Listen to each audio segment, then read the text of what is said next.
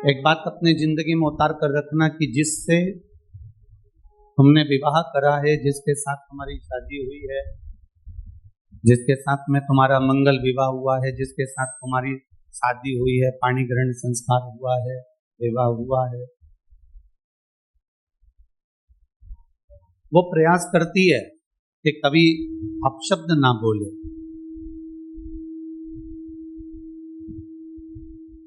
पति भी प्रयास करता है कि अपनी धर्म पत्नी को आड़ा टेढ़ा शब्द का संबोधन ना दिया है।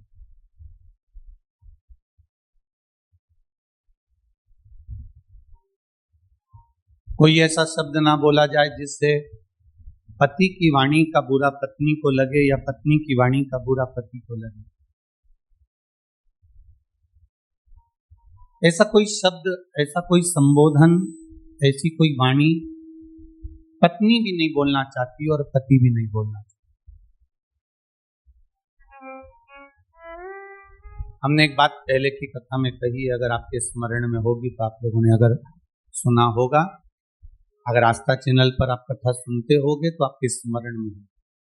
हमने पहले भी कथा में कहा, ना पति बुरा होता है, ना पत्नी बुरी होती है, ना सास बुरी होती है, ना बहू बुरी होती है, ना भाई बुरा होता है, ना देवरानी बुरी होती है, ना जेठ बुरा होता है, ना जेठानी बुरी होती है, ना हम बुरे होते हैं, ना हमारा रिश्तेदार बुरा होता है।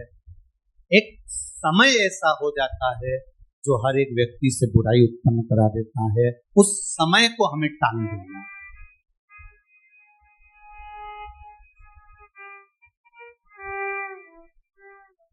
सरस्वती माता कब सावित्री बन जाती हैं?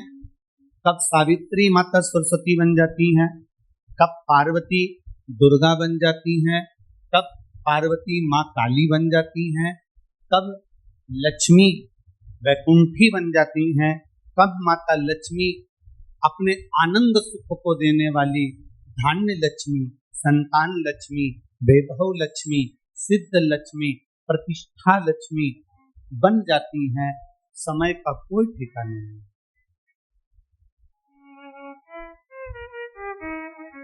व्यक्ति बुरा नहीं है,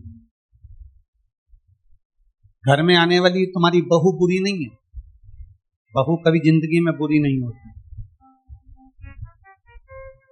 अगर बुरी होती तो वो तुम्हारे बेटे से शादी नहीं करती, पहले ही मना कर देती कि मेरे को इससे शादी नहीं करना। बुरी नहीं है, बहू बुरी नहीं है, सास बुरी नहीं है।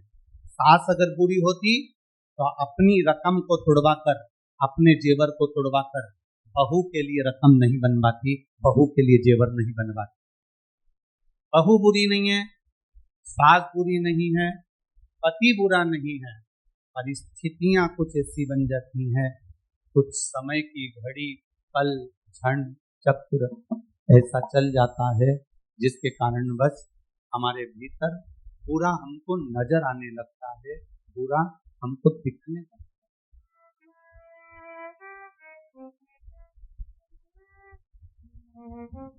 और जब हमको बुरा दिखने लगता है, जब हमको बुरा नजर आने लगता है, जब हमको बुरा सम्मुख में नजर आने लगता है, तो फिर हमारे यहाँ पर हमें अच्छा उसका बिल्कुल नजर ही नहीं।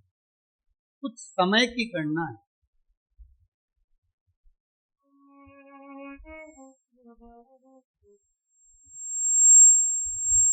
हम कर्म कर कर भूल जाते हैं, पर हमें भान नहीं हो पाता कि हमने कर्म कौन सा किया।